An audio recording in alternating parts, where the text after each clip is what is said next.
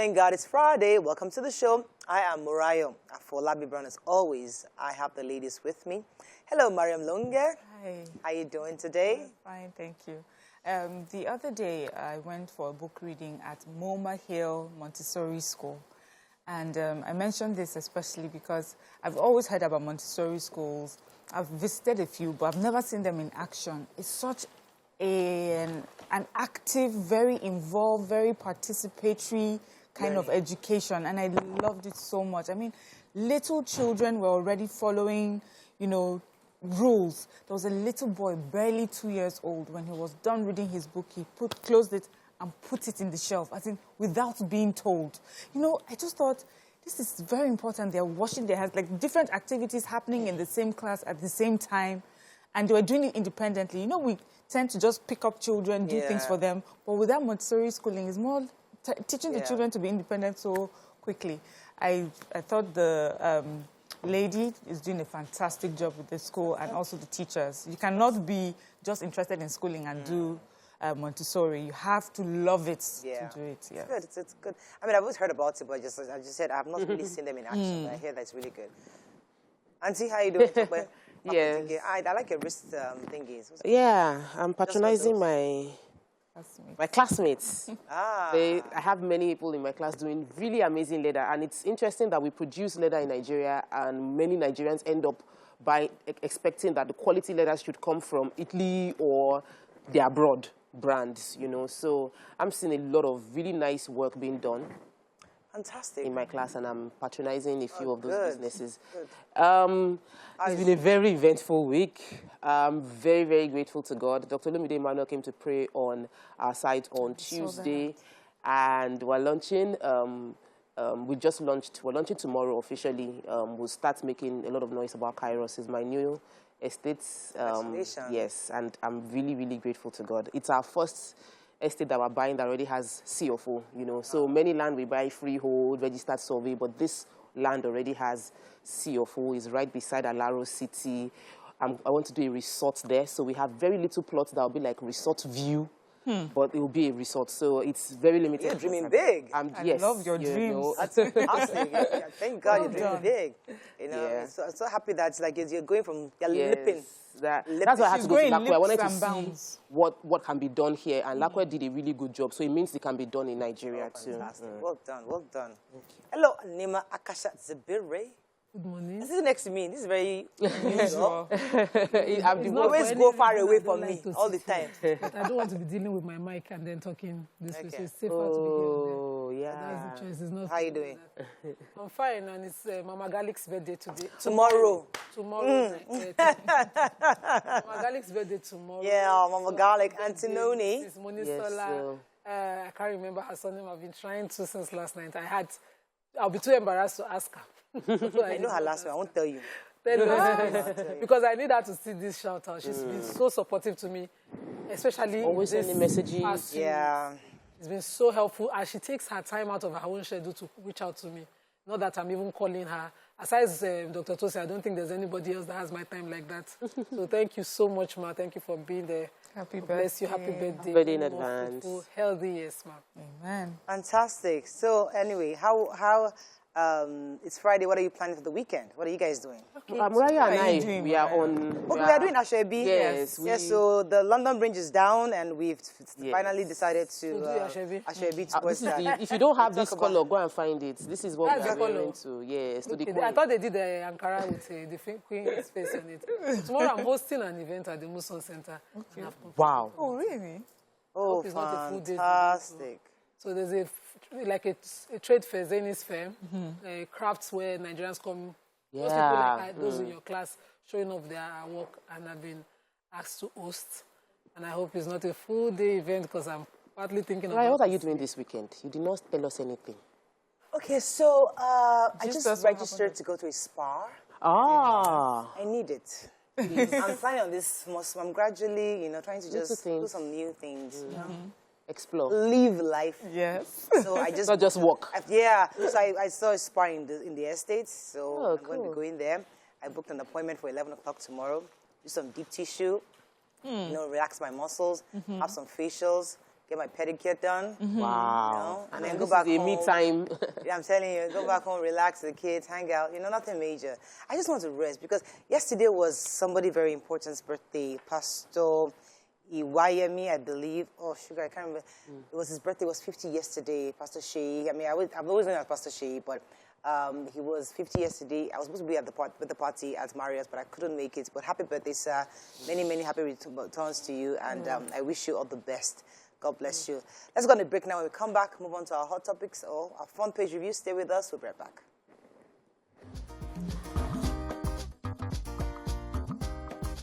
Stay tuned. Your View will be right back. Okay, we're going to start with the nation. PDP crisis, are you not Jibrin? Should resign, says Wike. Charles as King of England. World leaders mourn as Queen Elizabeth II passes on. 7,000 donkey genitals intercepted. 2023, no option to victory, Adamu tells APC members. DSS military items, cash, financial instruments found in Mahmoud's home and office. Over 30 aspirants undergo screening for Alaafin. Let's start with, and there's a man kills 90-year-old father in Kwara. Yes, let's start with the human interest story. Let's start with the human interest. So this 29-year-old Ibrahim Hassan has been paraded by the police in Kwara State for allegedly killing his 90-year-old father. The story was that his daughter Aisha Ibrahim reported him missing, and investigations led to his son, his biological son that he birthed, Ibrahim Hassan, said he took his father to the bank to get his ATM card, and then on his way home, he took him to a building and strangled. He said he injected him with paracetamol and some substances. The man fell dizzy and he strangled his father and took the ATM card and withdrew 59,000 naira. He had also gotten a bike on loan or something, and then he sold the bike, withdrew the 59,000 naira, and ran away. He killed his father for his ATM card. Don't get it. There must be more to that story than that, because really, I want to take another human interest story. Just barely a week from the last incident of collapse that happened in Lagos, another collapse happened in Ibadan. Uncompleted building as well. Sources said that it happened around 5:45 a.m. People were, I don't understand, this is so early in the morning. People were in an uncompleted building and it collapsed. 5 people were immediately taken to the hospital. But later they discovered the number increased to 7 that have been taken to the hospital injured. I can't see any deaths yet. Maybe when they continue excavation, the National Emergency Management Authority and the fire service, Federal Fire Service, were there to respond. Based on the preliminary of what they are seeing right now, they are blaming substandard building materials. And really, this is my industry. We need to learn to do things to standard, because the cost, a stitch in time saves 9. The more we don't do these things right, what the result is terrible. In Lagos, we had about 7 people died, 5 people died, and then this is 7 injured from a building collapse, uncompleted building. All right, so the longest-serving British monarch died yesterday at about 6:30 p.m. The Union flag on top of the building was put at half-mast. King Charles and the Queen Consort, Camilla, had met at the Balmoral yesterday, and expected to return to London, to Buckingham Palace today. Many of our family members went to meet her in Scotland together. She died peacefully in her private home yesterday. It's going to be about 10 days of mourning. On the 10th day, she'll be buried, and they expect that lots of people will come from all over the world for the burial. As I said, she just recently celebrated her 70th year reign, which was where we heard so much about her and her reign, and how she was a peaceful woman, humble, kept her family together, had serious family values, and King Charles would lead Great Britain in mourning, and the head of states of the 14 Commonwealth realms. So that's the story right now. We continue to wait for more information from the. So I have the DSS story. So the DSS went with a search warrant this time, according to the spokesperson of the service, Peter Afunaya. They went with a valid search warrant to the office of Mamu, that's the negotiator between the bandits and the Kaduna train passengers. And they said, according to them, that they recovered some accoutrements and other large amounts of money in different denominations and financial transaction instruments. at his office. But the spokesperson for the Herald News, for the Desert Herald, that's his publishing house, said that, yes, they came in a well-armed 50 personnel came to search the office. They found nothing. They brought back his 2 wives and still kept his sons, who were also traveling. One, Ibrahim and Faisal, are still with the DSS along with their dad. The DSS says what they have found are deeply incriminating and that he will have his day in court. Okay, the donkey genitals. Let me take donkey genitals. So the Nigerian Customs Service intercepted 16 sacks of donkey genitals. They said the importers, first of all, lied that they were cow genitals, but the pungent smell just attracted them to it. They opened the bags, and after investigation, found out that they were donkey genitals. I'm happy. How do you tell the difference? Like, no, they would know. Would know, it's right? their job. They would know. But, you know, I like that they said that they will not allow illegal wildlife trade to thrive. Why would donkeys are they wild? They were being exported to Hong Kong in China. But maybe donkeys, are they not domestic? They are domestic, but also to get that number of genitals. How many donkeys you would have had? They breed donkeys some parts of the country. In Nigeria? Yes. Well, obviously, our government does not accept it for them to have that I didn't think we... I need clarity on Need that. that many. I thought it were domestic animals. Anyway, let's move on to the punch. Queen Elizabeth's death at 96. World leaders may pay tributes. Britain mourns Charles becomes king. Lagos woman sets ablaze for kidnapping baby and dies. Police hoodlums demolish 50 Lagos buildings. Victims protest. Troops rescue 3 Chibok girls. Arrest terrorist and informant. Nigeria's monkeypox death toll highest in Africa, says WHO. Pengerson threatens 30-day shutdown. Nigeria risks 1.37 trillion naira loss. Military will tackle security challenges. Buhari assures Nigerians for the 110th time. PDP pacifies South with BOT chair. Ayu stays. Okay. Our defense headquarters, during the regular briefing of journalists on the activities, especially for the period between August 25th to September 8th, they said that the troops of Operation Haden K were able to arrest a terrorist informant in Asokoro area of the FCT. His name is Mahmouda Usman, also known as Bado, an informant in FCT. An informant for Boko Haram and for ISWAP. Then another foreign logistics supplier of arms his name is Abacha Bukar, was also arrested. 13 other terrorists have been arrested in Borno State. Then 3 Chibok girls were rescued alongside their children. They are Jinke Yama. She has serial number 3 on the list of the girls that were abducted. At the time, Falma Talawa is number 20, and Asabe Ali were rescued. I just feel I'm happy that they are rescued, but see how long it took, plus the children. But thank God, and I hope that all the others will be found as well. Let me go on a quick break. When we come back, we continue with our review. Stay with us. We'll be right back.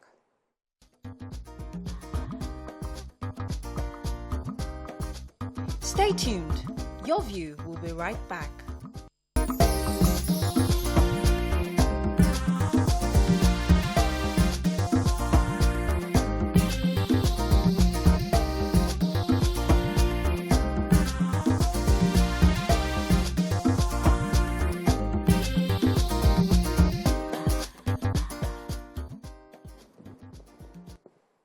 Thanks for staying with us. So I'm going to take a human interest story in the Punch. So a lady being tagged as a ritualist, identified simply as Toyin, was rescued by police officers while she was about to be lynched. So what happened was that Toyin had entered a house looking for her own husband, asking, has my husband been here? And when she then realized that there was a baby unattended to, so the baby had maybe little kids around him, not an adult in sight. So she tried to grab that baby to steal the baby. But the little 11-year-old girl or child who was by the baby raised the alarm because this lady was trying to run away with the 8-month-old baby. So she raised the alarm, and people came around. They grabbed, they rescued the child, and then tried to burn that girl alive. The police obviously came. That's Toyin. They tried to burn her alive. Toyin came. The police came to rescue Toyin from the lynching of the mob. She rushed out to the hospital. Unfortunately, eventually she didn't survive. She died, but it's quite sad. From the burns, from the mob. It was really, really sad that this happened. I mean, yes, we understand this could have been averted, but the police tried to help save her life. At least they had the proper, we don't like jungle justice. Nothing justifies jungle justice. But unfortunately, this young lady died. Okay, so the World Health Organization's regional director for Africa says that Nigeria, the DRC, Democratic Republic of Congo, and the Central African Republic represent the highest cases of monkeypox, and Nigeria is leading these 3 countries in Africa. And our own NCDC agrees. They said that they tested out of 530 persons, they've confirmed 220 cases of monkeypox in Nigeria. In the same story in the Punch, medical experts are calling for more awareness for monkeypox because nobody in these regions have been given the vaccine. That story in Punch? Yes, 50 houses were demolished in the Bejuleki area. There had been a court case ongoing. I hear, according to the papers, the case had been in court since 2008. And in 2018, they got an injunction from the court. It's between the family and the government. And the lawyer took the case to court. They said that since the courts had given the family the right to take possession of the land, they had started building on the land, and about a few people have built several houses. Over 50 houses have been built on the land. And they've tried to register the court judgment, but they couldn't register it. They said that a meeting with the commissioner, the permanent secretary for lands, Mr. Bodia Guru, and they said the lawyer said, the family lawyer Ademola Olowo Yeye said he's been frustrating their efforts. He didn't let any of their application process for building go through, even though they have the court judgment. And now they say the houses have been demolished. One person said that he used his entire life savings to build the house. He was planning to move there, that he was going to move there this week because his house rent had expired, and now all he has spent his entire life building has gone. One person has a 72-room building. There are shopping complexes, all demolished with a bulldozer. They said there were hoodlums and police officers, officers of the Lagos State Environment and Special Offences Enforcement Units with hoodlums were the ones that were demolishing the houses with bulldozer. They tried to get information from the Commissioner for Information for Lagos State, Mr. Gbenga Motosho, said he's not aware of the incident, but if they give him the court order, he would look into it, and that the people that went to Abidjan did not go for a demolition, but to enforce Land Grabbers Commission law. But the pictures here are showing houses being demolished. So let's look into these things. Okay, let's move on to the Daily Sun. ASU strike, NANS to resume street protest. Okiwe, Anyak requires insecurity, religious intolerance. Wike kicks as IU survives neck sack. We recovered huge sums of money, incriminating documents in Mahmoud's residence's DSS. Court extends order stopping Buhari NBC from shutting down 53 broadcast stations. Buhari vows to sustain operational tempo on security. 2023 presidency must win for APC, says Adamu. And UBA records strong double-digit growth, declares 20,000 interim dividend. Okay, so Nance, yes, the National Association of Nigerian Students has elected a new president, Umar Farouk, in Abuja, and he was speaking about, the strike. Of course, as the NANS president, this is his first or primary assignment. He says this strike has lasted too long, and that they are giving 7 days warning to picket the Ministry of Education across the country and start street protests across the country to raise awareness that the federal government must do better with ASU so that the strike will end once and for all. Okay, so the whole issue, the brouhaha going on in the PDP, we've been following it for a while. So yesterday, the BOT chairman had resigned, hoping that would pacify Governor Wike, because remember, Governor Wike was advocating for Dr. Ayu to step aside. But actually, what happened was that the current BOT chairman, the past BOT chairman, Dubrin, resigned, hoping that would pacify. But unfortunately, Wike said it's Ayu or nothing, that he's not going to move, that what Atiku had promised him was that, let me just read it very clearly. He said that he noted that the current hierarchy of the people did not give him room for the interests of the South, particularly when decisions are being taken. According to him, the resignation of BOT chairman is a distraction because PDP's presidential candidate Atiku Abubakar told him that the national chairman of the party, Dr. Ayu, must relinquish his position. So now he said if the presidential candidates come from the North, that he would resign. So the point is that the inner workings of PDP, and he's unable to resolve this issue. They thought that maybe yesterday's decision would help, but Governor Wike is insisting that hasn't really changed his mind. He's insisting that Dr. Ayu must go. Just an update on the suit filed by SERAP and the Nigerian Guild of Editors concerning the federal government's decision and NBC to shut down operations of 53 broadcast stations as a result of the 2.6 billion naira debt that they have. They found the Federal High Court here in Lagos has extended the order of stopping the president and NBC from revoking these licenses until there's so much plenty legal talk, but it's just to extend it and give them time to, listen to both parties before any stance is taken. So the former chairman of the Nigerian Economic Summit Group, Professor Ayam, had given a speech at the, was giving a speech at the 21st Michael Okonkwo Annual Lecture in Lagos State, and he said many things about the challenges Nigeria is facing.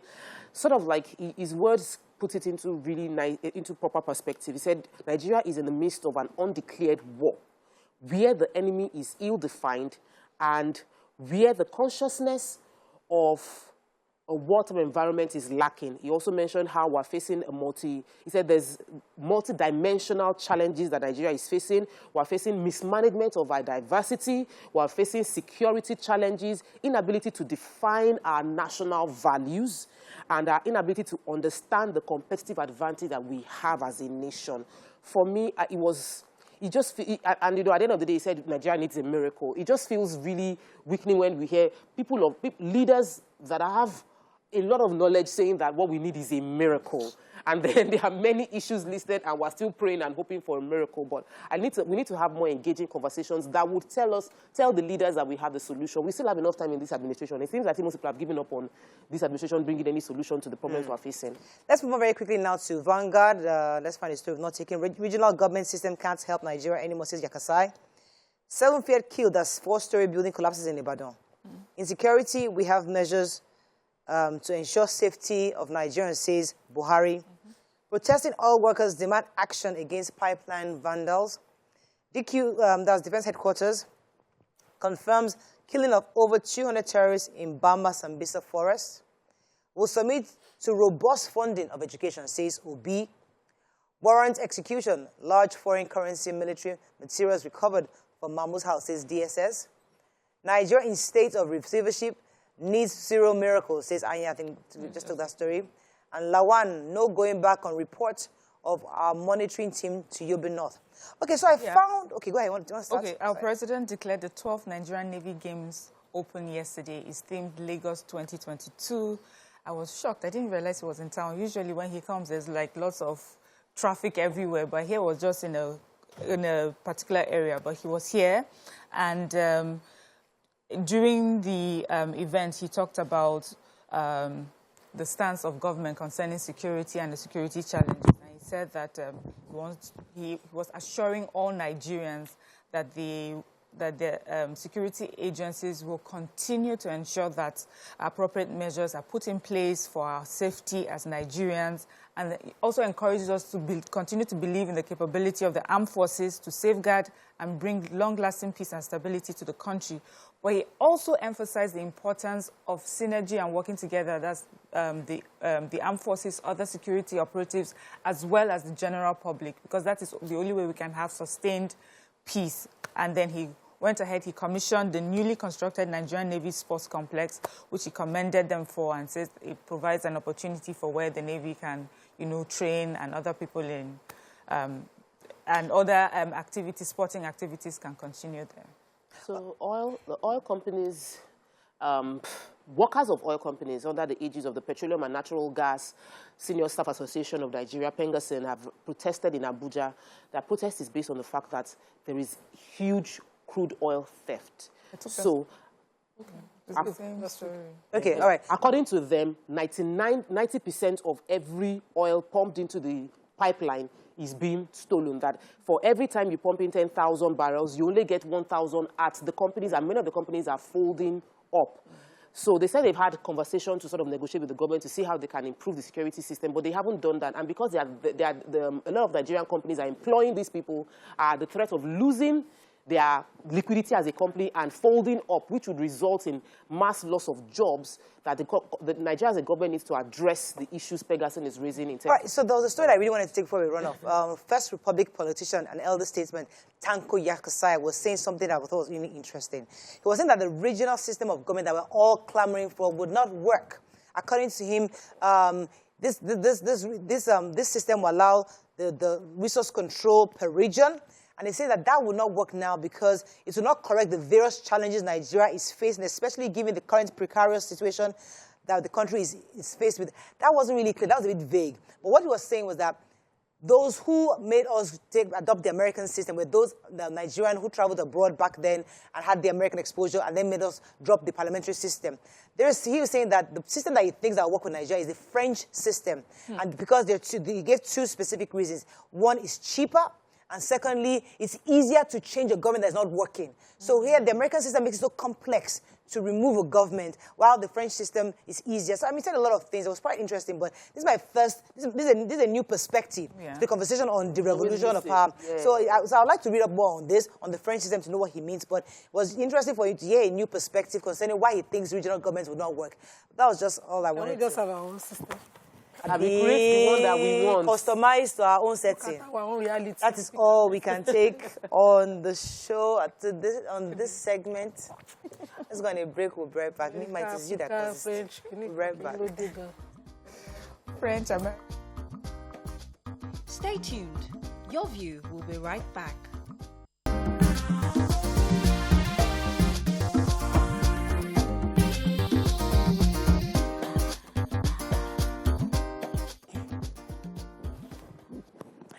London Bridge is down. That's what all saying across the world. Queen Elizabeth II, the longest-serving British monarch, passed on yesterday, and the world is mourning.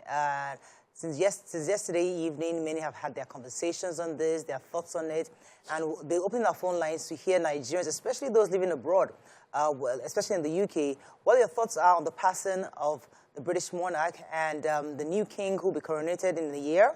And although he's already King Charles, he's already been addressed as King Charles. And the whole thoughts around this entire death, what it means to you, to Africa, to the world, if indeed you think the essence of the monarch will wane as a result of this passing, or would it increase? Because many were even thinking that maybe Prince Charles will step down for Prince William to become king. But these are different talks or that will still be coming in the next coming weeks. But first, let's just reflect on Queen Elizabeth. We're going to be speaking with the ambassador to the UK, Nigeria, the ambassador Tunji Ishola will be joining us in a moment. But before we bring him on, I'd like to hear your thoughts. You can call us on the numbers on your screen, 081-270-53687, and send your tweets on TVC Connect, please, hashtag Your View TVC, so we can read your tweets. Let's hear your thoughts on the Queen's passing and what you think or what your expectations are going forward. Mariam, let me come to you first. What were your thoughts when you heard of the Queen's passing? So my mom is a strong royalist. Ah. I think she grew up with them and everything. I knew them personally. So when I heard her first and then I called, I was like, oh, my sincere, sympathy, my condolences. I heard your auntie pass. She was like, which one? I said, the Queen. She was like, oh, my God, that's a lovely woman. She was a queen and yet a good mother. She was motherly. I was like, oh, how do you know all this, madam? She said that all the magazines she used to read. So, especially of their generation, they have followed, the royal family. The relationship between Nigeria and the UK at that time and with the Queen was I feel, much closer than it is now. Right now, a lot of Nigerians are thinking about how they had impacted us, as colonialists more than how they are our big brothers. Yeah. But my heart goes out to their family, and it's also beautiful to see how tradition is passed on from one generation to the next. It seems everything is arranged, and there's respect for that. And I would like to see more of that in our own land, where we respect our monarchs and and uphold the culture. Yes. My mother-in-law, I mean, she always talks about when the Queen came to Nigeria. I mean, she was there. She was one of those little kids that were lined up. And she talks about how, how we were preparing for that, the receiving the Queen. Now she had to wear the best shoes. And she sat down there, and she was one of the little girls that were lined up waiting to see the Queen. And she saw the Queen, and she was excited. I mean, she still did 1956 or something. And she still remembers. I mean, so that was like a life-changing experience that she'll never forget. I mean, I'm not even sure she's aware. I have to call her because she's in the kitchen right now and tell her. So she has very limited information to right now, but I'll probably call her. So how did you find out? So I was driving back home from the island. There was traffic, and so I was exiting Oxbourne into the transit that takes you into Third Mainland, and then there's this big billboard that displays news. And I just looked up. One of my fellow students was driving, helping me on the journey, and I looked up and I saw the Queen is dead, and I'm like, the Queen is dead. Let's check our phone. What's happening? What happened to the Queen? And it was a shocker all over social media. Everybody was just talking about how the Queen who wasn't meant to be a queen. This was someone who wasn't born to expect that she would become a queen, ended up becoming a queen because her father's brother abdicated. And so she now had to, and then she lived for years. When they say you're not meant to get something, then you now get it, and you... Longest 7. You were there, obviously. 70 years on the throne. That, for me, is just a good way to say anything in my life that they say it is not my own. Like Queen Elizabeth, I will get it and hold it for the longest, Yes. People will turn it into prayer points. Prayer points, BD, correct. You have turned it into a prayer point already.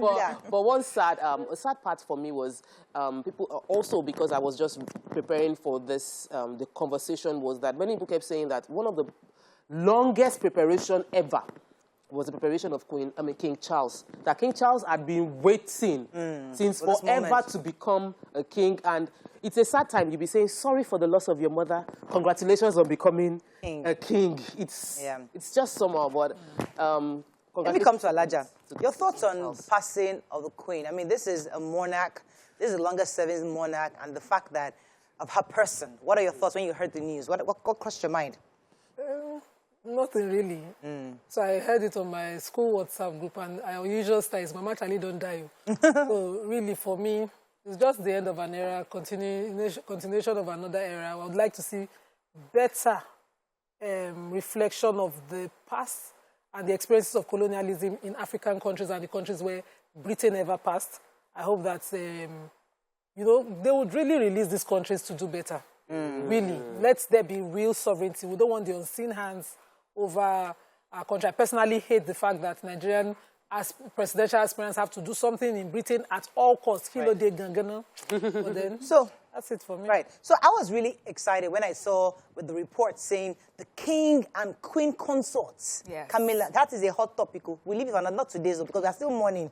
But the fact that a side babe, a side chick, has now become the queen consort. Oh, that's a conversation for another day, but we'll cool it for now.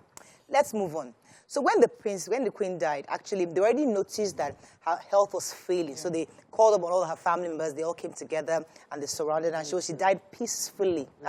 And then the mourners, sympathizers echoed, London Bridge is down. Yeah. I'm told that our ambassador is on the phone right now because I'd like to speak to him to hear the updates from the UK. Good morning, sir. We have Ambassador Sarafaddeen Tunji Ishola. Good morning, sir. Are you there? Yes, I'm here. Good morning. Oh, fantastic. Good to have you on the show this morning. Thanks for having me. Thank you. So good morning, viewers. So how did you receive the news of the passing of Queen Elizabeth II? What happened? Where were you when it happened? And how did you receive it? How did the commission receive it? Just like most people in the world, at exactly 6:30 yesterday evening, the news broke, and I slated a meeting for 7 o'clock, another one at 8 o'clock with the High Commission. So the first reaction is to cancel those 2 meetings, and in addition, I have to tell everybody the mission to leave because mourning is spontaneous, has to commence immediately. But I must tell you that having seen the Queen appointed the Prime Minister on Tuesday, which is just about 48 hours earlier, the Queen did not give any sign as somebody who will exit the world in the next 48 hours. So it was shock and disbelief. But given the fact that we all belong to God and we will return to God, we have to take it within the context of believers.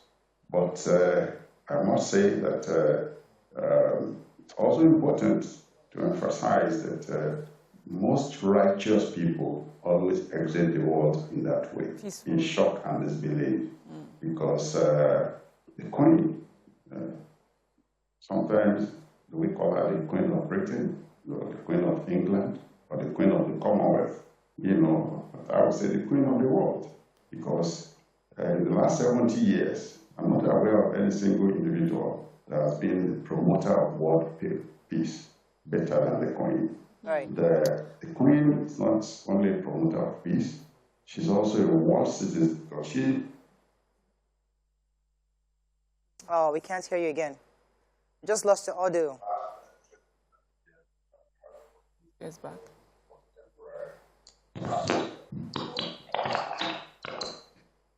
That's man has really taken on the Queen, because she remains a promoter of All right, let me and the framework. Let me get a few more questions in for you. Go ahead, Mariam. Yes, so for many Nigerians, we have two factions. We have those who are thinking of what relevance is her passing right now to a Nigerian, living in Nigeria. And the other faction who, recognize and appreciate the long-standing ties that we've had with the UK. And how would that affect the relationship going forward? How would her passing affect the relationship going forward? Well, like you all know, Britain is crazy of over 300 years. So institutions here have been built. The Buckingham Palace and the royal family is an institution. And yes, the departure of the Queen and the enthronement of another king is a radical departure between two personalities. But with built institutions, those institutions will be able to support King Charles III to continue where the Queen actually stopped. But it is important to say that before the exit of the Queen, a couple of years back, the Queen has delegated a lot of functions around the world. For example, the last Commonwealth Heads of Government meeting in Kigali, it was King Charles IV that represented the Queen. And I happened to be present in one of his programs, that is a Sustainable Market Initiative, that is bringing more private sector approach to the art of governance all over the world. I also took time to discuss the issue of the Green Wall project that is working on this desertification in Nigeria. And I'm aware that during COP26, Prince Charles, now King Charles, was committed to the issue of climate change.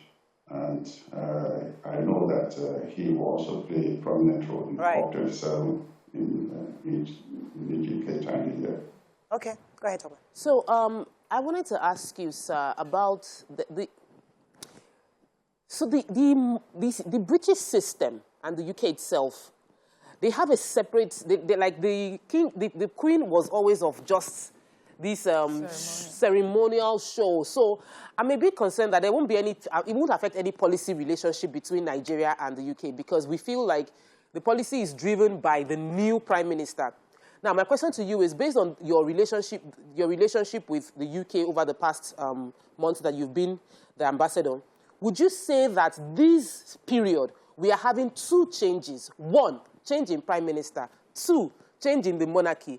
Will these changes at the same time affect us in any way in terms of our bilateral relationship? Would we be having to readdress some of our issues? Well, life itself is a continuum, and just like government is a continuum. even the royal family is also a continuum. What we have in Britain are built institutions. If you notice, on assumption of duty of the Prime Minister on Tuesday, you discover that just at 10 Downing Street, the bureaucrats that welcome the Prime Minister, such that what has only changed is Boris Johnson significantly. We'll still have the bureaucrats and built up institutions that will support that prime ministership under the leadership of any British Prime Minister. That is number one. Number two, don't forget, Britain runs a parliamentary system of government, which is based on party democracy. So from Boris Johnson to Liz Truss, it's about conservative government. So nothing will change, no significant change in terms of policy direction. Even in the House of Commons, still about government and the opposition. So that will not change. Right. Even the British Prime Minister, also a backbencher now. So we are not expecting much of change. And like I told you, before the exit of the Queen, a couple of years back, a lot of this responsibility have been delegated to King Charles III. Although within the tradition of the monarchy is King Charles II will now come with certain proclamations which will have to be put in place by the Buckingham Palace and other British institutions that are associated with the monarchy. But I'm not expecting a significant change. Prince Charles, before now King Charles, has a lot of friends in Nigeria, and has a lot of respect for our president that I know very much. Two occasions I've had cause to interact with him, always ask after the president.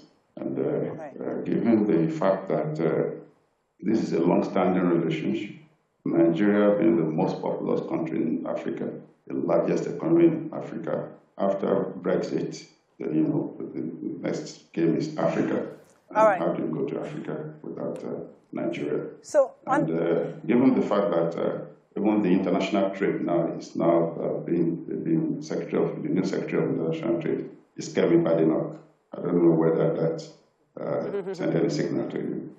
Ambassador, so on a fairly lighter note, because in our own culture, 96 is the celebration of life. I know the world is mourning, but in our own context, we are supposed to be celebrating somebody who was a great woman. So what's the commission planning? The Ashwebi factors, the parties, the symbolic celebration from the African culture. Do you have anything in mind after the official mourning is over? Is there any plan for the African community to come together to do something big for the Queen's celebration? Because in our culture, it's party time. Yes, thank you very much. Don't forget that the mission in Britain doubles as a mission accreditation to the United Kingdom, as well as accreditation to the Commonwealth. So Nigeria will operate under the auspices of those three institutions. One, as a country. Two, as a member of the African Union Group, because we have the African Union Group in the UK here. And thirdly, as a member of Commonwealth. Here, emphasis is based on unity purpose. As Nigeria practically has been providing some kind of leadership to the African Union. So we just have to go along with African brothers and sisters, high commissioners and ambassadors, to have it within that context of an African program. And eventually, the Commonwealth. Nigeria plays a significant role in Commonwealth from inception to date. So it will not be more of an individual thing, it will be more of a collective thing within the context of African Union and the Commonwealth. Okay. So that was exactly what I was going to ask about the Ashwebi and all of the ceremony that would happen. All right, so we definitely look forward to after the morning and see, we hear of the cultural display that we're about to see. So far, the Union flag on the palace was put at half-mast. We saw that already yesterday. We know a lot of things happened already that was already put in place already, knowing that this would happen at some point. So we are seeing that cultural display, and we're all looking forward to when the final funeral starts and how we're going to see, because recently we just experienced the one with the Duke of Edinburgh, and we saw that cultural display, but we know it's to be heightened because the Queen herself has passed. Well, thank you very much, Mr. Ambassador. Is there any other message you'd like to tell Nigerians, especially those living abroad, at this moment concerning as we're mourning the Queen? Yes, let me seize the opportunity to thank many Nigerians who have taken time to send messages of condolence to us in the High Commission on this. And also thank all Nigerians in particular for their love for the Queen, because Nigeria, more or less, is also thrown into a state of mourning, given the statement of the President that Nigerian history will not be complete without the Commonwealth. Don't forget, this is the Queen that gave us the independence. Without her commitment to our independence, perhaps will still have remained a British colony. That in itself is worthy of whatever we talk about. Because and from Prime Minister till President Muhammadu Buhari, I had the opportunity to interact with all our leaders. She's very concerned about Nigeria. In the course of my engagement, that was not in doubt. So I thank all Nigerians for rising up to mourn the Queen, for the love they have shown her. And I want to assure Nigerians as well that King Charles III will start from there and will strengthen and deepen this relationship. I'm giving that commitment. All right, thank you so much, sir. Let's go on a break now. When we come back, move on to other topics of the day of today. Stay with us. We'll be right back.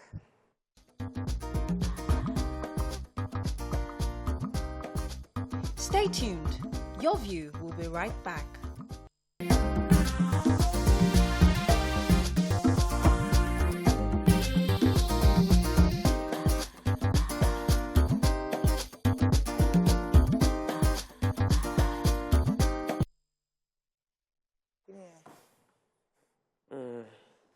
Thanks for staying with us. So our hot topic today is as a result of a conversation I had with an old classmate of mine, a secondary school classmate of mine, who I actually told, I told him I was going to tell his story. So we were talking, and he's single, and he's 42, probably like me. And I was wondering, I said, why are you still single? What's your problem? He says, Mariah, that there are lots of his friends that are married that you could tell that they only got married to tick that box.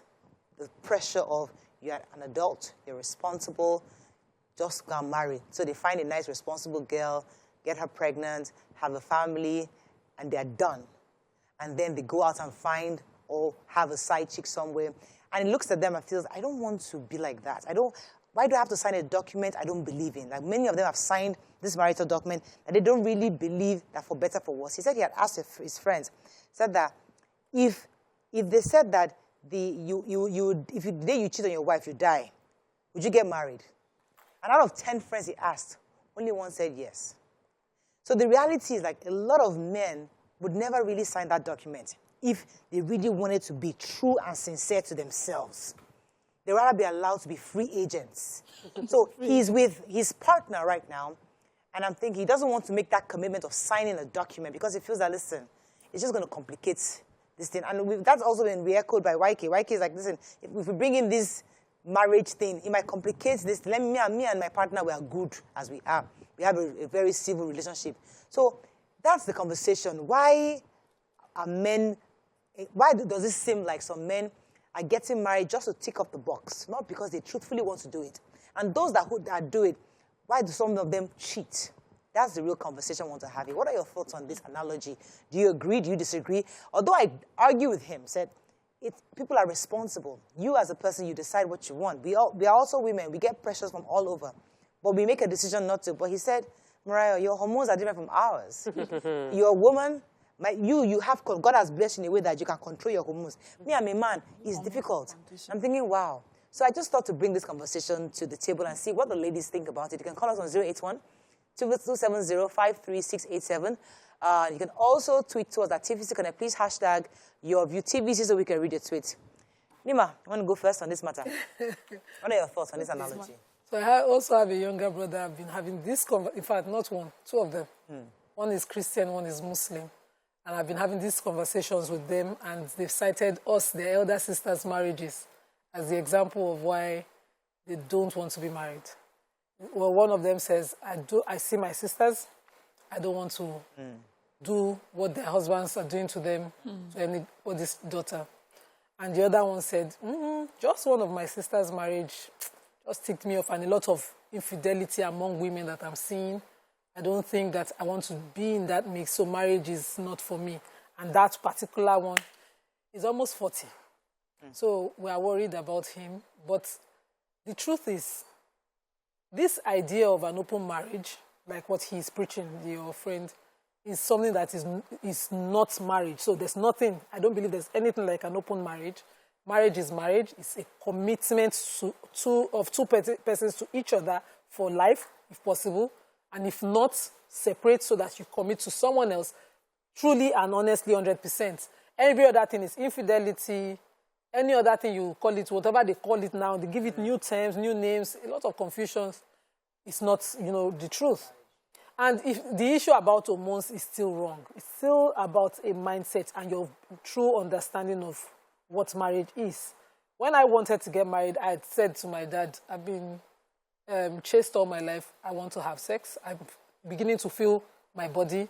And I would accept a marriage proposal if I find someone I love. And I found my husband. I accepted. Those were one of the reasons.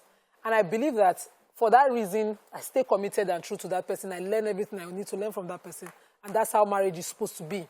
I cannot imagine now that, because marriage is not going to be a one straight bed of roses. There will be highs, there will be lows, there will be times and all of that. You take a break, just as you take a break from your trials at work, other things. You take a break doesn't mean leave your home, so that people don't misquote me. Yeah. You slow things down, evaluate that relationship, talk to that person. Two serious-minded people that, can have that conversation. Recently, I couldn't even talk with my husband over an issue. And I took a break of about a month. I continued chatting with him for that long. Rather than have a verbal conversation, I'm one that hates to write. So imagine me to be typing what I think. Let me hear Miriam's thoughts on this issue. Like, do our men really take off the box? Are they truthfully always entering this marriage with a real decision to get married? Or do you think is this just somebody's experience? I think just people have different experiences with marriage. That's just the truth.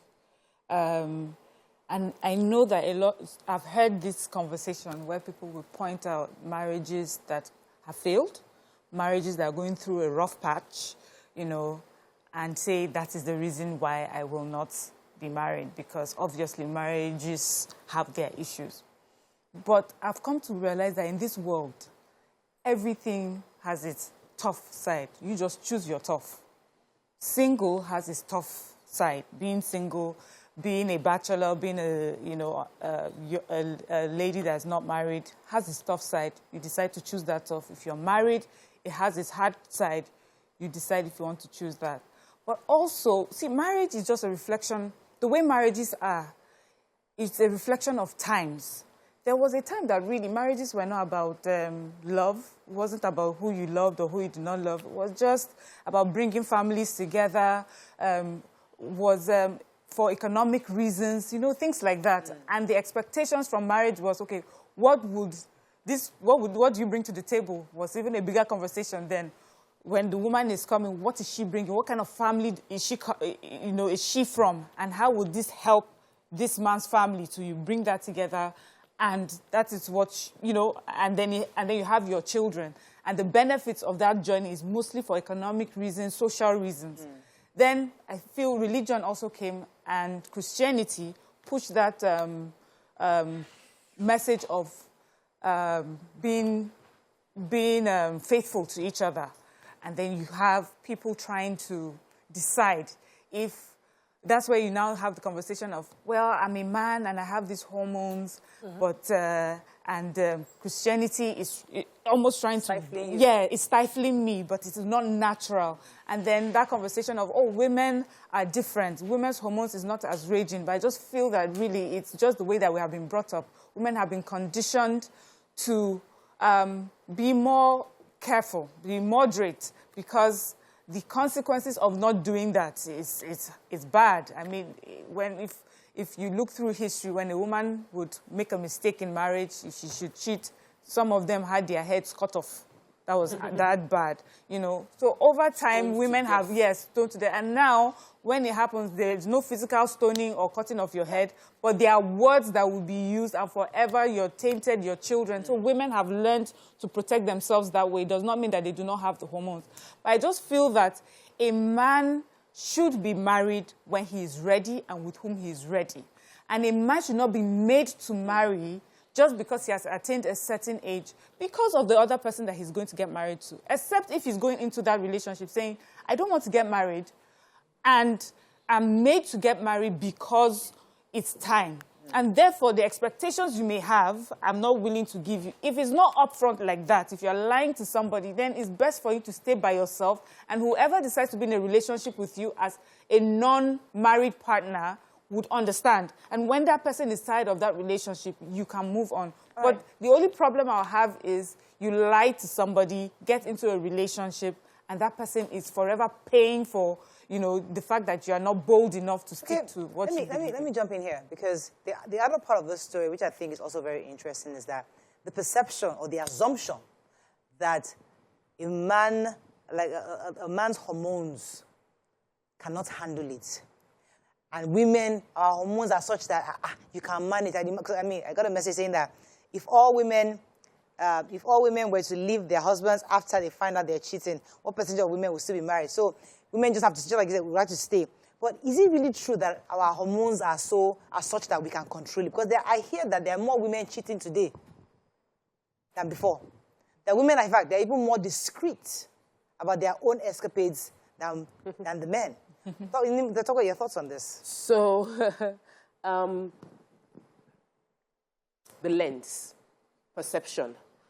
If you're wearing a red-colored shade, like glasses, if your glasses is red-tinted, everything you look at will look red.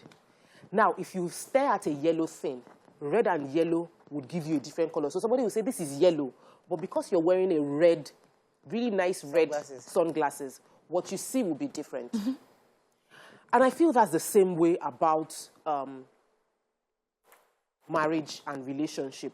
Many people are wearing huge, different layers of bias as their glasses, and they're looking at everyone with that bias. So you are only looking at the negative marriages around you, or you are hearing about those who are in their frustration, sharing that frustration with you. And so you are judging their entire life by their frustrated moments. Then you are talking about, like, my husband doesn't talk about his marriage. He always say that, you discuss this kind of thing with your friends. He doesn't discuss so, because it just feels like when you're having something, it's like the one out of the good. He doesn't want to share the good. And so I said, like, have this conversation, because everybody is assuming every marriage is bad and everybody is suffering. That's not the reality. Of course, it's not like my husband is perfect or we are balling 24/7, but like I'm having the time of my life with my husband. He's my love partner, marriage partner, business partner. We are doing well. So the conversation now is the few people that are talking to your friend are those who are frustrated in their relationship. If he takes, he removes that lens and he talks to the successful ones, he will start telling himself like, man, I'm missing a lot. You know that some men, just because one man is saying, I can't stand it, just to feel among and not be the odd one out. They will not ask people to your house to say, me too, man, I have someone on the side. It's a lie, you. They don't have any side person. You can't talk for them. There was something sometimes they don't. There was historically, 100-meter race couldn't be completed within, I think, less than a minute or something, and everybody felt it is impossible that no human being can run a 100-meter race and finish it in less than a minute. But guess what? One person broke that record, and in a year after, everybody was breaking the record. What happened?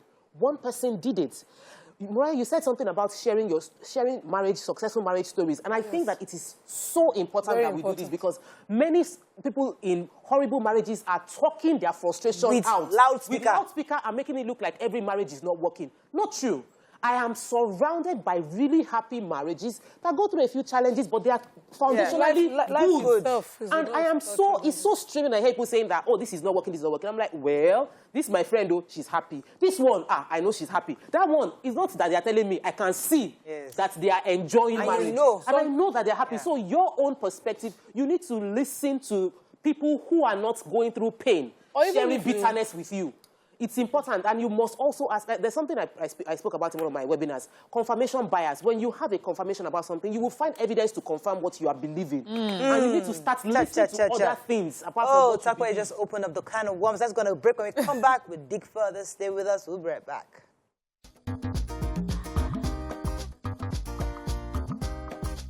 Stay tuned. Your View will be right back.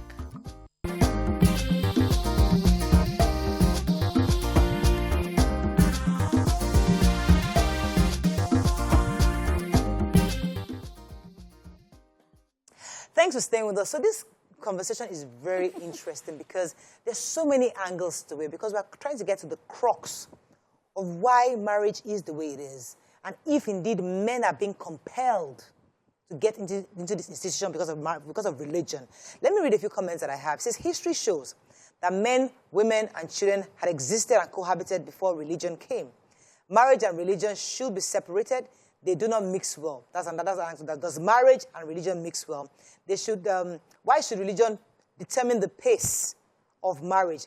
Isn't it curious that men can reproduce even beyond the age of 70, but the probability of a woman having a child decreases significantly when she's 35? Why didn't the Creator give both genders the same reproductive benefits? So the point is, according to this person, religion has somewhat stifled the natural progression, the natural making of a man and a woman to sow their real soul. So that's the conversation. So, Morayo, honestly, I know someone this day and age that is a Christian and is married to 3 wives in Benin City. And the 3 wives know themselves and they're okay with it. It's a Benima. Well, he goes to church and he's married to 3 wives. And he told the first one he's going to marry another one. And he is managing his relationship. Now, the conversation is, if a man feels strongly, and I have a friend who also shares that opinion, that he doesn't feel like he wants to be married to just one woman. And he has already told his father, he's finding a way to form and tell his wife that he wants to marry another wife. And he's a Christian. He feels that he has studied the Bible, funny enough. About a month ago, I started reading the Bible in a year. And if you read the Genesis and all of that, they were marrying. Abraham married Sarah, and then Sarah brought his house girl that, since I cannot have a child, come and sleep with this one. Isaac, too, he brought the first housemaid. He slept with the housemaid. So it takes me back to the question. The women had no problem with my husband. Well, I am tired this night, so let my house girl help you in the bedroom. They didn't have any problem with it. Are we now complicating it by bringing this religious system of one man, one wife conversation? If you want another, if you feel like this woman cannot satisfy me, have the conversation with the woman and say, before we get married, I'm likely going to have another one. I am likely going to marry another woman. I'm likely going to want to sample other babes. Is it okay? And if it's agreed, there are women that are willing to do it. You know what that conversation... Second wife, they want to be third wives. Some women are interested. Let me take this call from Uzo. Good morning, are you there? Hello, good morning. You're live. Go ahead, please. Yes, I want to contribute to this topic of today. Yes, please. Yes, honestly, any man who tells you that he cannot control his sexual hormones is telling a lie. I'm a man. The issue is that because some of us as men, we lack self-control and greed. That is why when we get married, we feel that what our wife has is not enough for us. Basically, the basic biological parts of a woman is the same in every woman. What is it that a man needs in a woman that your wife cannot give you? And if you see a man who has come of age and refuses to get married, that person doesn't want to be responsible. It's as simple as that. A man who exercises self-control, why are we called higher animals? We are not dogs. That is why God created us to be above every other animal. We are supposed to exercise self-control. Honestly. So Thank you very much. Tells you that a man cannot control their sexual hormones, so self-control, Uzo said, and responsibility. Because the perspective of this person I'm speaking with is the fact that we can control ourselves. We as women are naturally, God created us such that to have that self-control. Okay, but the truth is that there are women who are unable to have self-control. Yeah. He's wrong. So maybe he doesn't know, and I know a lot of men say that they are special beings. They have been given hormones that just go haywire, and women don't. The hormones that God gave them is like this. Women have just learned over time to understand what the consequences are. They have faced the repercussions of making those mistakes, and they have decided, you know, this is the way I can keep it. I mentioned already, in the olden days, they would behead you. A man was not treated in any way if he was found committing adultery or sleeping with a married woman. It was the woman that was punished. So the man would definitely feel, oh, okay, it's fine for me. And the woman, from generation to generation, she has learned. Women are called aside and advised by older women to be careful not to be found in such a situation. Even though they are not being killed now, but you will bring shame onto yourself, shame onto your generation. So they have learned to hold themselves together from fear. And religion has also come, and people are holding themselves together from the respect of their religion and in respect of their faith. And we have men who are doing that because of their religion. There are men that would say if they were traditionalists, they would have married many wives, but because they are Christians, they would say, yes, they have chosen to be with this one wife. So it's really a matter of choice. I feel that this person is going to look for every reason to justify his stance. So it's not really about the other marriages. It's just that I have decided, I'm talking about this person, I have decided I don't want to get married. Marriage is not something I feel is for me. And I feel that's the conversation we need to have, that some people may not like that marriage institution. They don't think that they will thrive in a marriage. They don't think they will make another person happy in a marriage. And it's fine. Absolutely. That's it. Let me pause for a second. I have a call from Italy. Buki, are you there? Thanks for calling. Yes, ma'am. You're live. Yes, Go ahead, please. I'm a first-time calling. Welcome to the show. Yes, welcome to the show. Actually, this topic is very touchy. I got married very late. I got married after 40. And that was not because I didn't have partners who had proposed to me, but I personally was not ready. And I've always told you that marriage is something that you have to be personally ready. First, you have to love yourself. You have to love yourself. And it's both ways, for the men and for the women. But, you know, over here in the Western world, it's different.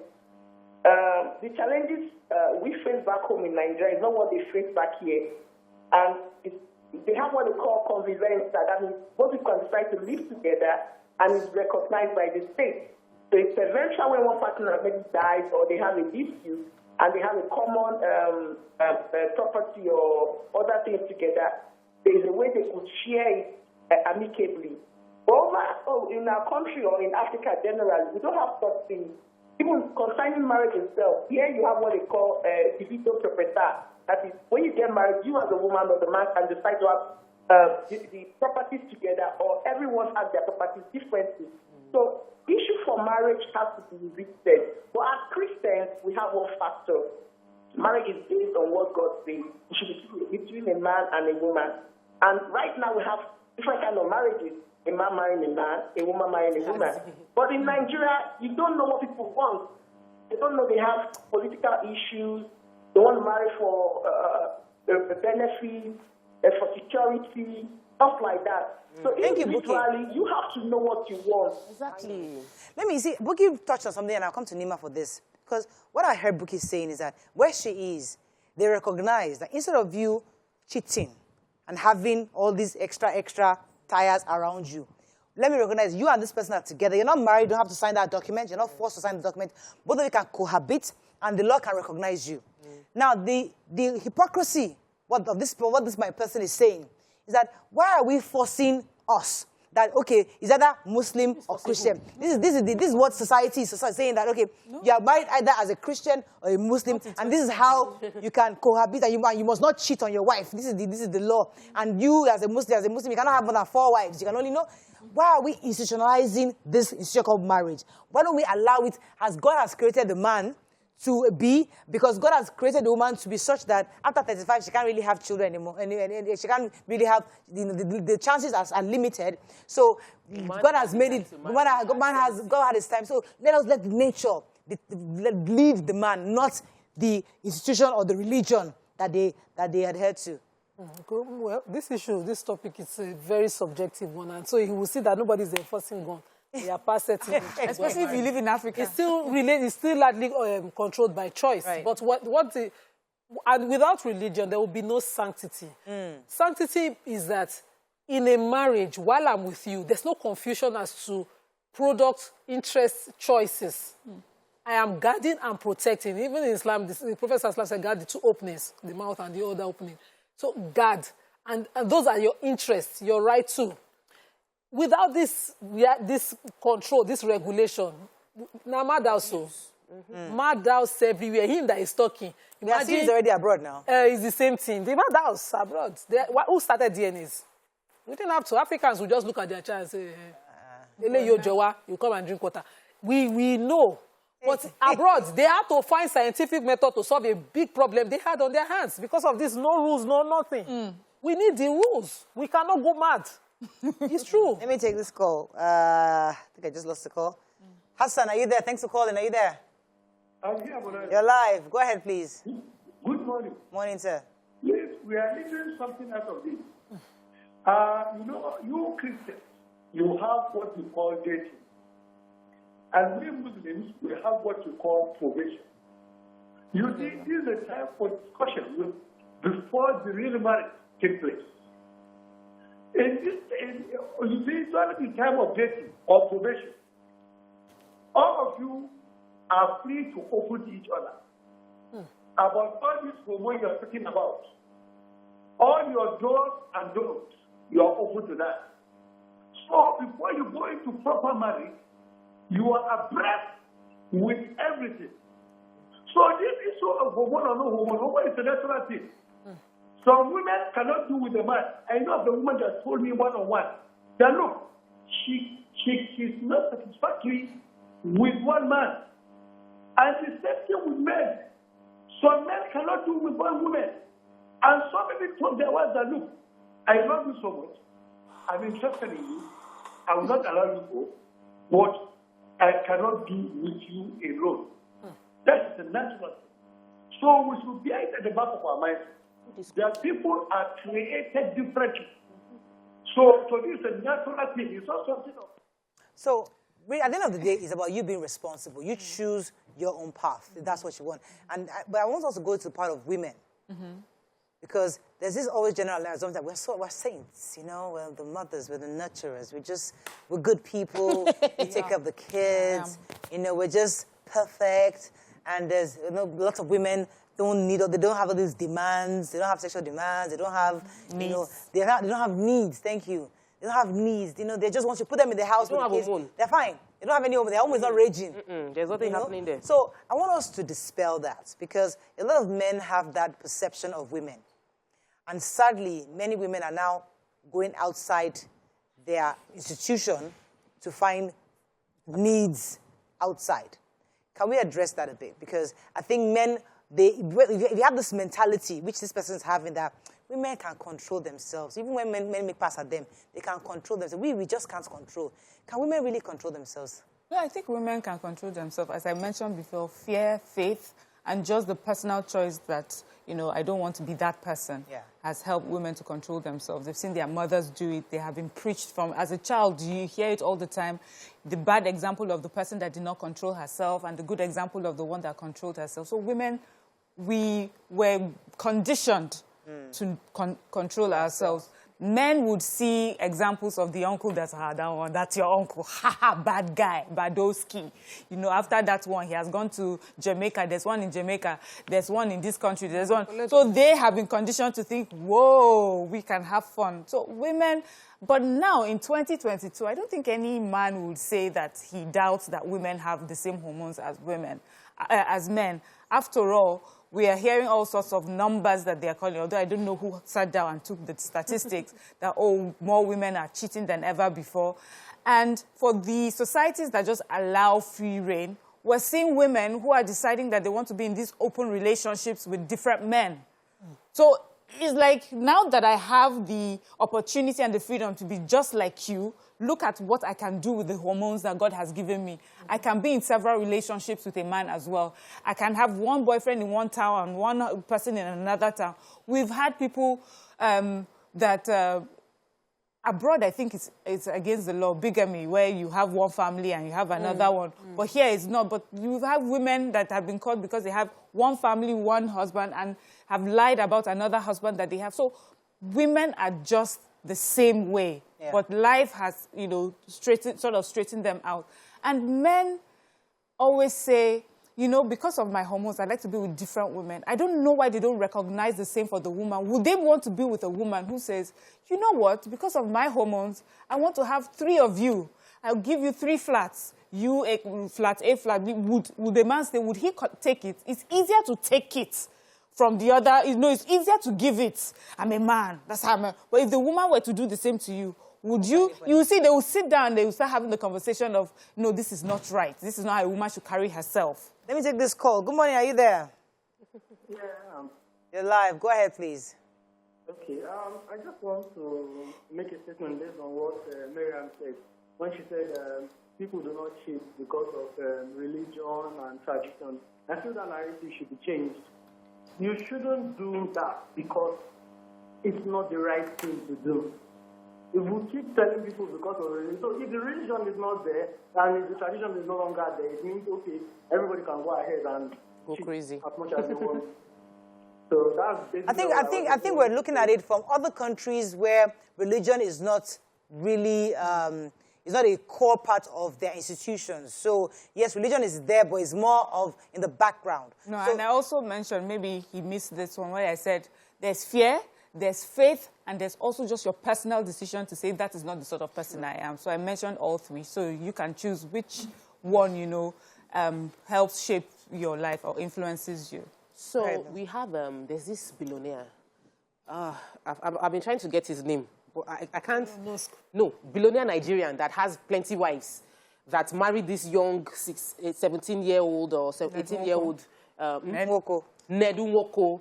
So Nedu Nwoko is a billionaire, chooses that he cannot marry one, and he marries young women who know that they won't be the only wives, and they voluntarily join that relationship with him. I think that we make this, there's a negative belief that people feel somebody is forcing you into something. Nobody is forcing anyone to get married, and nobody is saying that you have to live by a rule you don't believe in. Actually, that's hypocrisy. If you don't believe in that rule, then have that conversation that, see, oh, this thing we're doing, I don't understand it, I don't believe in it, and I want to change. And open it up. Your wife might be willing to. That's one. Number 2, addressing your question of women are controlled. I don't agree with Mariam. Women are not controlled. It's that they don't hear it. We don't see it often. And people code it very well. It is happening. Wella. They used to say lucky babes, lucky married women. It is assumed. I was so angry with a man. I blocked his number. He finally called me with another number, and I was asking him, why would you think, I'm a married woman, why would you be toasting? Like, why are you toasting me? I'm married. It's obviously not available. And, like, did I do something to make you think I'm that kind of person? I was really, really concerned, only for him to say, now, what's there? What's there? How many married women? He only dates married women. He only dates married women. He said he only dates married women because he knows that they will never get pregnant for him. They will never call him at night. They will never call him when he's on weekends, when he's with his family, because they are also with their family. So he has a pattern of dating married women. And he just saw, talk with my colleague and felt another number. And I didn't understand it. Here is the conversation. Women are doing it just as bad as men, but they are coding it well enough that it's not obvious because they don't rub it in your faces. They don't come and celebrate it the way men will just bring their babe on the dining table. That's the truth. Let's not assume that some women have hormone. Everybody that you see, every woman that is responsible chose to be responsible. Every woman that is responsible chose. We have a choice as to control our hormones. So that is where we are heading to. That in everybody that you see, there are 2 things I'd like to bring out here. Every human being, adult you see, made a choice. So if they're in a bad marriage or they're cheating on their spouse, it's because they chose to. And if they are not cheating, it's because they simply chose to. Right. And in the conversation I was saying earlier, that when men are sitting together, some of them actually have fantastic marriages. But to blend in, they come up with this nice story to make it look as I beg me, I get one person, one babe like that. Some of them sometimes it's true, but some of them haven't been lying because in my own circle, just like you said, I have good men. All my husband's men are good men. There's no issue of cheating. It wasn't a side gist. You never jabbered somewhere. Like in the gist when they're gisting, they've never jabbered. And I'm thinking, where are all these men and they say that they're cheat? I want to disagree with Tokwe's analysis of women cheat more. The clean-up baggage does not make women cheat more. Exactly. The who? The clean-up baggage. Okay. When the infidelity as a product is a woman's business. If it will show, it's a woman's business. My dad used to warn me when I was younger. He would say, as a woman in your life, you are always on your own. If you're single, if you go and do any rubbish, the consequence of it will show on you, and a man can deny it. Yeah. If you're married and you do any rubbish, the consequence of it will come out on you, and a man, nobody will see it. You have to prove it. But if a woman were stupid enough to carry a pregnancy inside marriage, she go born bastard. Let me pause you for a second. That's a very profound point. Let me take Peter and I'll come back to you. Peter from Ojodo, are you there? I'm here. You're live. Go ahead. Sorry for keeping you. Go ahead, please. Yes, I just want to clarify. The issue when we come about talking about religion and all that, we should first of all understand that man does not have sense to know a man and woman will have to come together to marry. It was God's idea. So when somebody comes to the different narrative to try to make it look as though religion has made it look so funny, it is even religion that made it in a way that it has to be one man, one woman. Because if you go through the Bible and if you look at the Bible, when we look at Timothy, it's not about a leader that you put in church. A man of one wife, which means they lived in a dispensation where men were married to different women. So to inculcate discipline, it should be one man, one woman. So if a man is saying he's not going to marry another, I believe it's a matter of choice. And he surrounds himself with people that are full of negativity in their marriage. There are fantastic marriages that the man can take from. Absolutely. There are good examples that he can take from. That's just my thing. Thank you very much, Peter. You were saying I was saying that if a young girl were to be in secondary school and decide to fall in love with a boy of her class, the consequence of that decision is heavier on her. So women knew it was better, and so women did better. Not that the cheating is still on the men's side. A man will do and he will go free. Nobody will see the sign. It's like a snake climbing on the mountain. But if a woman were to climb that mountain... So imagine the consequence was on the side of the men. They will do better. You will see them do better. Yeah. When a man goes and does DNA for his 2 children and find out that none of it was his own, he too is cheating, but the wife's cheating. The weight of it is making him shout, Obiri, Obiri. So women do better. That's the reality, and let's not play it. I wanted to join Peter to say something. When I got married, my husband would come from work every day early. And so one of his colleagues, why are you always excited to go home? And he said, you know I'm married. It's boiling in my house now. And the guy was like, but we married at the same time, and it's not boiling in my own house. Sometimes you make heaven of your small mattress, and somebody else has a mansion, and they make hell. Marriages are different, but what you make of it is different. And it can be anything that you want. So if this person wants a beautiful life and he wants a companion to add and beautify that life, he can have it. But if he thinks that it cannot happen, he will remain... So this person is asking, in his companion. Which group are the majority? Married men who cheat or married men who don't cheat? I think it's perception. Exactly. There's no data. Nobody knows. Nobody actually would have the facts of that, the details of that information. We are just assuming based on the ones that are making noise. And we know that negative news travels faster. So the noise, you hear the noise of social media. Hey, that's broken. Hey, they've destroyed. Because, but the ones who have, they say, keep your own. Yes, see, what's it? Your man, they cover it. To protect girls. No, to protect a good marriage, you have to fake that something bad is happening. God bless you. In Africa. Just to make you look and see. So you don't make your husband look for that guy. If your husband buys you new car, it's not really that nice. I follow. Let me pause you for a second. I have to Theo Akatugba because he's a marriage counselor. So he likes to say one or two things. Mr. Theo, are you there? Thanks for joining us. Our in-house topic. Yes, sir. Good. Let me hear your thoughts. Go ahead, please. All right. My thoughts are infidelity in marriage has been on from the time immemorial. That is from the very foundation of the creation of God. God Almighty understood that everybody can go out of order. Everybody can remain in order. So he made regulations from time. And between man and woman, he has made separate regulations for their infractions. And these infractions have governed society, including civilized society. And so we are not talking about a certain generation of people. The rules are still the same. But misbehavior continues to grow and increase. It does not stop the fact that infidelity happens. Both sexes, man and woman, have equal propensity to commit wrong. The only way that regulates them are, first, the community they live in, the culture and tradition of the people, and then you now elevate it to the kind of religion that is predominant in those communities. Yep.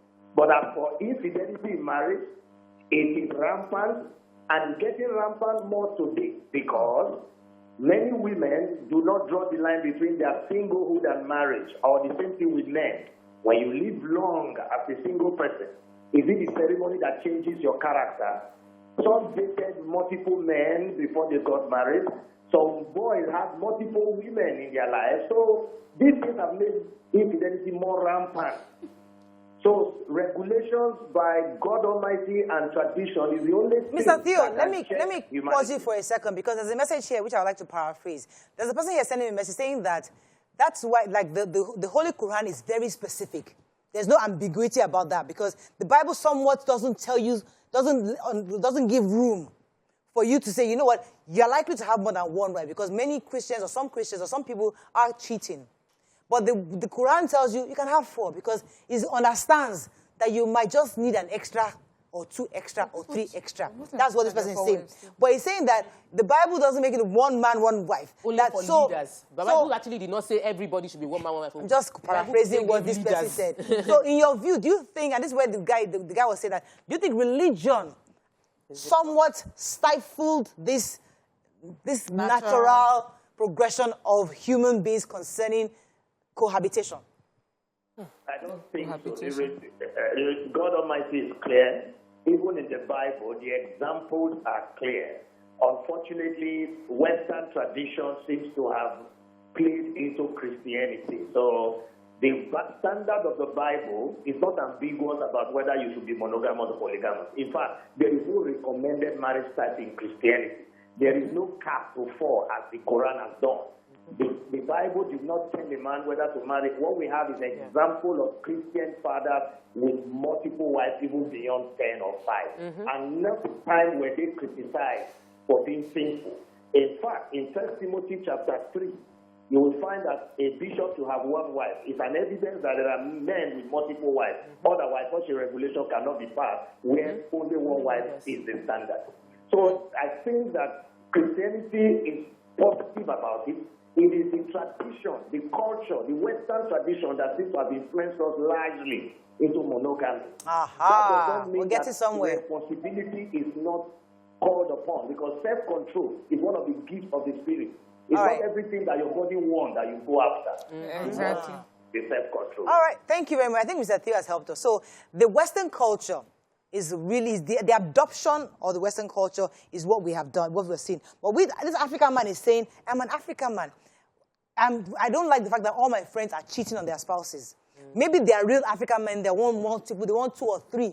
And unfortunately, the religion doesn't allow them to. And that thing would not hold water, because we know people who are married to 4 wives are still cheating on the 4 wives. We know people who marry 4 wives, shift them off, divorce the 4 wives, and marry new extra. I mean, over time. Yeah, recycling for every time. So it's not about the number of people. It's about self-control. Simple. You cannot keep pointing at different bad marriages to, to justify. There's always a repercussion for those kind of people. The celebrities, our 4 ladies that are Dubai girls, or Money, I think, Ufama McDermott, Uche Jumbo. And you know when celebrity marriages break, everybody talks about it. But those guys have kept their marriage together for years. They have fun. And it's not hot topic. And it's not hot topic. They are happily married. They do the ones they do PDA, the one that does not even show her husband at all, the one that shows. everybody is doing their own marriage in their own way, but nobody talks about it. It is the one person or two people that have issues in their marriage. That we amplify. Everybody talks about it. The truth of the matter is we all have a choice as to how we want to live our lives. And there are many people in marriages now that if they divorce and remarry someone that is more appropriate for them, they will be happy. But we are living ourselves in a box. Some can go through counseling and find happiness. There is no one size fits all, but you make a decision. Marriage is for adults. You decide, I'm going to be faithful to this person. I marry this person, be faithful. If all your friends are cheating, then they have a self-control problem. Yes, they have a self-control problem, and they are dishonest people. Because they can easily have a conversation with their spouse and say, you want to eat your cake and have it. You want to keep your homely wife, your beautiful wife that gives you good children, that gives you peace of mind. Then you want to go outside and have one hot babe on one side. Then the one that is very intelligent. It's not that is not the way life is wired. Let me exhibit that. Mr. Theo, thank you so much for that perspective. I'll let you go at this moment. It was a pleasure having you on the show. Thank you, sir. I wanted to say, if they are just alagbere. I have a friend. What's alagbere? Alagbere is a philandra. Yes, philandra. They're just a philandra. So I have a friend, a man who cheats on his wife visibly in my face every time, and recently had to deal with the fact that she cheated. He did not find it funny at all. Because when he now involved... How will she cheat, though? Why will she cheat? Why does he cheat? Yeah. When it involved that a child possibly wasn't his own. Oh, my God. I saw him break down in his most emotional. Betrayed. He will feel betrayed. Betrayed. Forgetting that he also betrayed, though. Yes. You know, when he betrays, he's a regular. Except to his hormones. And I used to say to him that, why can't you do this? He ran to me for a reason, because I was the only one saying to him, this is abnormal, the way you're living. I'd be like, no, that's the thing. You know, the one at home, she knows that she's for the house. She's for the house, she knows that. But you know, that's for the outside, it's just for the young thing. But the day he found out, and she thought she's still guiding a secret, the day that he found out, he was broken. There's a reason religion regulates these things, so that there's sanity. And if you can try to fear God and be religious about these things. In fact, is cheating a justification for cheating? No. I'm not saying, no, I didn't justify. I'm saying he couldn't take it. If you put that, I cannot. What you are doing, if you know, you cannot. Why not live by your own rules? If you are a player, let your wife be a player, all of you. Because the Quran says, to the adulterer, the adulteress. So can you take it? Quran, but the same adulterers will now go and look for the chaste. Quran will give you all sorts of examples. The chaste. They know the rules. Don't scatter it. Let all of us stay beside. We have to wrap up. Don't be dividing the bench. To wrap this up, Mariam. I just want to end with, it's easier to accept polygamy, adultery, cheating when you think you're the one benefiting from it. It's not really about hormones. It's about the fact that I'm the stronger party here. I'm the one benefiting from it. I'm not the vulnerable party, so it's okay. But when, like the story you've just told us, but when it happens and then you're on the other side, then you see exactly how it feels. Because some people will even tell you, women don't care. Women want to, in fact, women want to be 3 in a home. I know this family that they are 4 in the home and they live peacefully. The women are always dancing and laughing. They wear the same dress, you know, and everything. But have you gone to sit down with each person? Every woman wants her man the way every man wants his own woman and doesn't want another person to take from what he believes is his own. So if you have empathy, if you're more open-minded, and if you're honest, and you know that this will cause this person pain, imagine what it will cost you, and then do better. I would say that for peace to reign is why many people tilted towards being with one person, because it is tough enough to deal with the differences one person brings into marriage than having to deal with the differences that 5 people or 4 people bring into marriage. So it is for peace, for resolution, and every human being can build the ability to control themselves. And so it is wrong for one gender to assume we don't owe anybody control, and one person has the opportunity over the other. Every man can control himself if they're willing to exert themselves a bit further. And I believe every man should take that opportunity and grow themselves. 10 seconds. Okay, marriage for me is the way. It ensures sanctity, it ensures that you are sure of your lineage. You don't leave any debt around. And I hope that people start to honor it. It's a solution. I think before you start cheating, think of your children, especially when you have a family. Because this is not about just you satisfying your needs. It's about the repercussions. If this side chick gets pregnant, or something happens, or another man's wife gets pregnant for you, there are different things that could happen. And then it puts your own children in a totally different situation they have never even imagined. So the repercussions of every act you do outside your marriage is huge and could be heavy and be weighty. And so before you start even thinking about it, put them first.